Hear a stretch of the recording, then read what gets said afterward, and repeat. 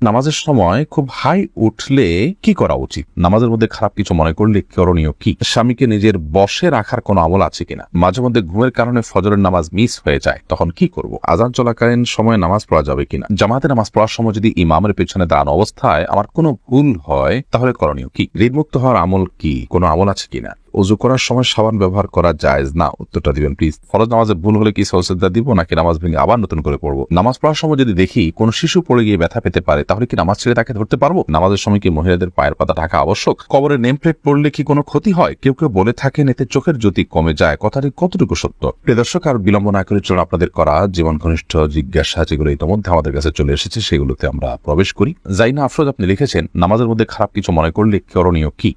নামাজের মধ্যে খারাপ কিছু যদি কারোর মনে পড়ে, তাহলে সেক্ষেত্রে সাথে সাথে মনটাকে ফেরত নিয়ে আসবেন, এটাই মূল করণীয়, এবং সালারের মাধ্যমে আল্লাহ তাআলা মাফ করবেন। সাব্বির খান আপনি লিখেছেন, মাঝে মধ্যে ঘুমের কারণে ফজরের নামাজ মিস হয়ে যায়, তখন কি করব? ঘুমের কারণে হঠাৎ কালে ভদ্রে মিস হয়ে যেতে পারে নামাজ, তাহলে সেক্ষেত্রে যখন ঘুম ভাঙবে তখন আপনি নামাজ পড়ে নেবেন, কিন্তু নিয়মিত যদি এরকম হয় তাহলে সেটা দোষণীয়। এরপর সোনিয়া আপনি লিখেছেন, আজান চলাকালীন সময় নামাজ পড়া যাবে কিনা? জি, আজান চলাকালীন সময় নামাজ পড়লে নামাজ হবে, কোনো অসুবিধা নেই। একদিকে আজান চলছে, অপরদিকে নামাজ পড়তে পারেন। তবে হ্যাঁ, আজান চলছে এই মুহূর্তে আপনি আজানের জবাব দিবেন, আজানের জবাব দিয়ে তারপর আপনি নামাজ পড়বেন, এটা উচিত। হ্যাঁ, আপনি আগে থেকে নামাজ শুরু করেছেন, এরপর আজান চালু হয়ে গেছে, কোনো অসুবিধা নেই, এতে আপনার কোনো গুনাহ হবে না। অথবা আপনি আজান শোনার পরও যদি নামাজ পড়েন, তাতেও আপনার নামাজ হয়ে যাবে, অসুবিধা নেই। হুমায়রা রহমান আপনি লিখেছেন, নামাজের সময় কি মহিলাদের পায়ের পাতা ঢাকা আবশ্যক? পায়ের তলার অংশ ঢাকতে হবে কিনা সেটার মতো পার্থক্য আছে, এবং টাকার নিচের অংশ ঢাকতে হবে কিনা এটার মতো পার্থক্য আছে। অনেক রকম বলেছেন পুরো ঢাকতে হবে না, অনেক বলেছেন ঢাকতে হবে। ঢাকাটাই নিরাপদ, তবে পায়ের তলাও ঢাকতে হবে, এটি আবশ্যক অবশ্যই নয়। ওবায়েদ এআইডি থেকে আপনি লিখেছেন, জামাতে নামাজ পড়ার সময় যদি ইমামের পেছনে দাঁড়ানো অবস্থায় আমার কোনো ভুল হয়, তাহলে করণীয় কি? ইমামের পেছনে যদি আপনার ভুল হয়, দেখতে হবে ভুলটা কি ধরনের ভুল। যদি ফরজ তরক হয়ে থাকে, তাহলে আপনার সেটি আবার আদায় করতে হবে, পুনরায় সেই নামাজ রাকাত আবার পড়তে হবে, কারণ হলো ফরজ তরক হলে সেটি রিকভার করার কোনো সুযোগ নেই। ধরুন আপনি রুকুই করলেন না, রাকাতটা চলে গেল, সিজদাই করলেন না, রাকাতটা মিস হয়ে গেল, তাহলে তো ফরজ তরক হয়ে গেল, যদি আপনার নামাজ হবে না, এটা আবার পড়তে হবে রাকাত। আর যদি ইমামের পেছনে কোনো ওয়াজিব আপনার ছুটে যায়, তাহলে এই ক্ষেত্রে নর্মালি সুজদা দেওয়ার কথা, কিন্তু ইমামের পেছনে থাকার কারণে আপনার সুজদা বর্তাবে না, বরং ইমামকে আপনি অনুসরণ করবেন, ফলো করবেন। আর যদি সুন্নাত ছুটে যায়, তাহলে তার সুজদার বিষয় নাই, নামাজ হয়ে যাবে। এমডি আব্দুর রহমান আপনি লিখেছেন, অনেকে বলে ওযু করার সময় সাবান ব্যবহার করা জায়েজ না? উত্তরটা দিবেন প্লিজ। না ভাই আব্দুর রহমান, এমন কোনো কথা নেই। ওযু করার সময় আপনার সাবান ব্যবহার করাতে কোনো অসুবিধা নেই, এটি নেহায়েতই মন গড়া কথাবার্তা। এসকে জুবাইর আপনি লিখেছেন, কবরের নেম প্লেট পড়লে কি কোনো ক্ষতি হয়? কেউ কেউ বলে থাকেন এতে চোখের জ্যোতি কমে যায়, কথাটি কতটুকু সত্য? ভাই জুবাইর, এটা একেবারেই অসত্য, একেবারেই অমূলক, একেবারেই আপনার ভিত্তিহীন এবং কুসংস্কারাচ্ছন্ন বিশ্বাস এবং ভক্তি। কবরের নেম প্লেট পড়াতে কোনো অসুবিধা হয় না। অন্য যে কোনো কিছু পড়লে যেরকম তার সাথে আপনার যে কোনো সাধারণ কোনো জায়গাতে আপনি কোনো মানুষের নাম লেখা আছে, তার জন্ম মৃত্যুর সন তারিখ লেখা আছে, এরকম কোনো কিছু দেখলে সেখানে যেরকম কোনো অসুবিধা নেই, কবরের নেম প্লেট পড়াতেও কোনো অসুবিধা নেই, এটা নেহায়েতই কুসংস্কার। মোহাম্মদ হোসেন আপনি লিখেছেন, ঋণমুক্ত হওয়ার আমল কি? কোনো আমল আছে কিনা? ঋণমুক্ত হওয়ার জন্য অনেকগুলো আমল, অনেকগুলো দোয়ার কথা আছে। এর মধ্যে থেকে একটি দোয়া খুব সহজ, সেটা হলো আল্লাহুম্মা কফিনি বিহালালিকা আন হারামিক ওয়া আগনিনি বিফদলিকা আম্মান সিওয়াক।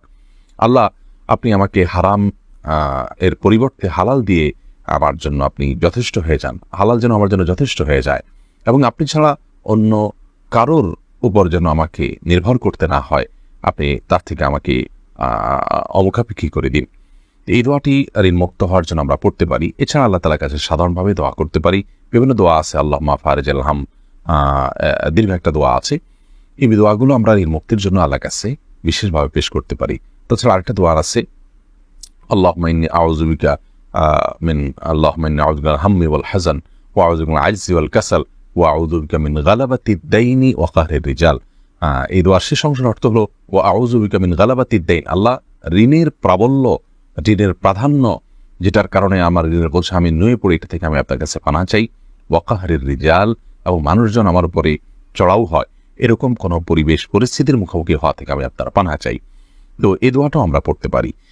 ঋণ মুক্তির জন্য অনেকগুলো দোয়াই আছে, আমরা সেগুলো অনুসরণ করতে পারি। ইনশাআল্লাহ বিদিল্লাহ আমরা এটার উপর ভিন্ন কোন একটা স্বতন্ত্র ক্লিপে কথা বলার চেষ্টা করবো, আল্লাহ তাআলা তৌফিক দান করে। উর্মি আক্তার উর্মি আপনি লিখেছেন, শুনেছি নর্মাল ডেলিভারিতে সব আছে, এই বিষয়ে একটু বলবেন কি?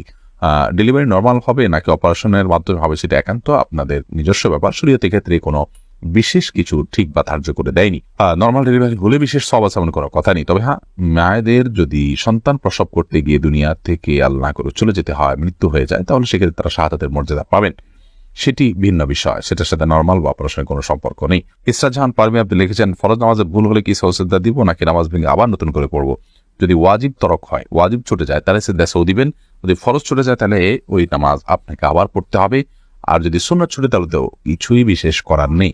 এই জন্য ফরজ কোনটা, ওয়াজিব কোনটা, সুন্নত কোনটা সেটা আপনাকে জানতে হবে। এরপরে আয়েশা আমির আপনি লিখেছেন, স্বামীকে নিজের বশে রাখার কোনো আমল আছে কিনা?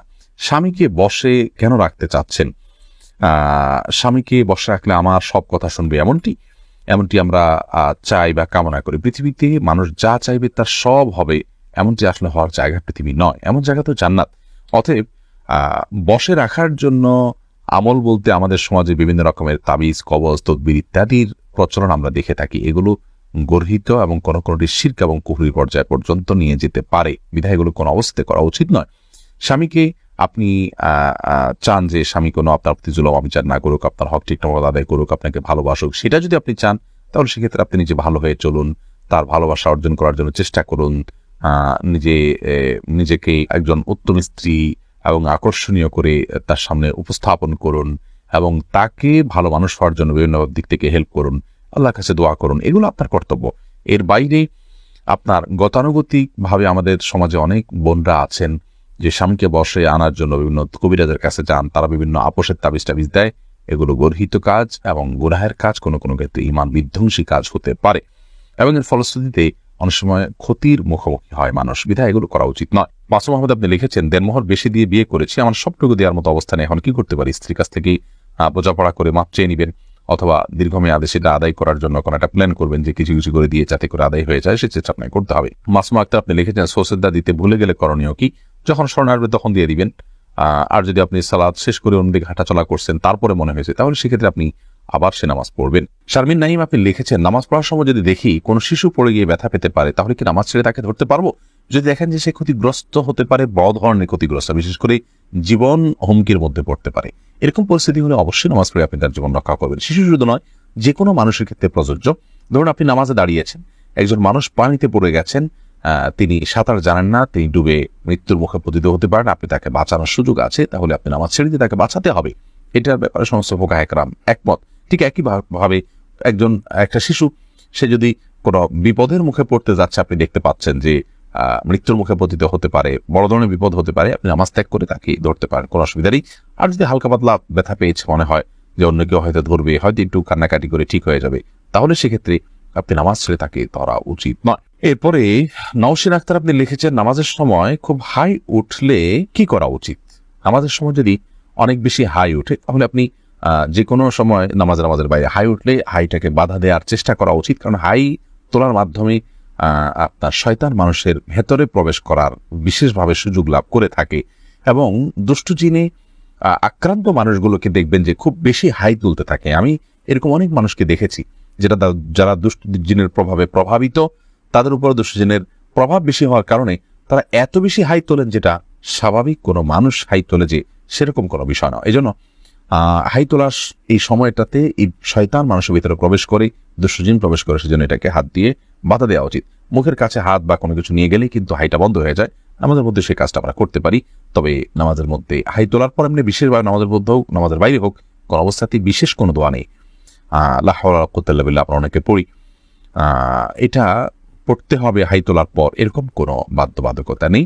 বরং আপনি হাত দিয়ে সেটাকে বাধা দেওয়ার চেষ্টা করবেন।